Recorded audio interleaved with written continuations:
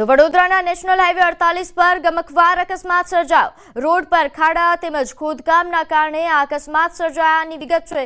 એક સાથે 3 વાહનો વચ્ચે અકસ્માતમાં એકનું મોત નીપજ્યું। ટેમ્પો ડ્રાઈવર હારૂન શેખનું અકસ્માતમાં મોત નીપજ્યું છે। તો અકસ્માતના સીસીટીવી ફૂટેજ પણ સામે આવ્યા છે। અહીં ગેસ કટરથી ગાડીની બોડી કાપીને મૃતદેહ બહાર કાઢવો પડ્યો હતો। પોલીસે અકસ્માતે મોતનો ગુનો નોંધી વધુ તપાસ હાથ ધરી। તો મહેસાણા જિલ્લાના કડીમાં અકસ્માત સર્જાયો। કડીના લોહર ગામ પાસે અકસ્માત સર્જાયો છે કે જ્યાં ડમ્પરની અડફેટે 14 વર્ષના સગીરનું મોત નીપજ્યું।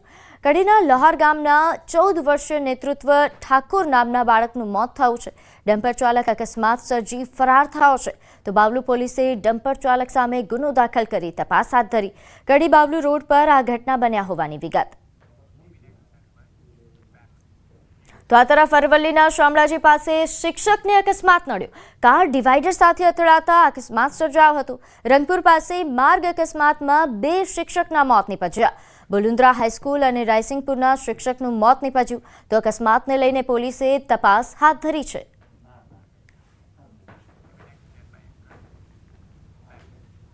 આગળ વાત કરીએ વડોદરાના પાદરામાં જુગારધામ પર દરોડા। લુણા ગામની ખાનગી કંપની પાછળ ખેતરમાંથી જુગારધામ ઝડપી પાડવામાં આવ્યું। પાદરાના પીઆઈ તેમજ સર્વેલન્સ સ્ક્વોડના દરોડા કે જેમાં પાદરા પોલીસે 8 જુગારીને ઝડપી પાડ્યા છે। શેરખી ગામના ડેપ્યુટી સરપંચ પણ જુગાર રમતા ઝડપાયા। 75,000થી વધુ રોકડ, કાર, 5 બાઇક સહિતનો મુદ્દામાલ પણ જપ્ત કરવામાં આવ્યો।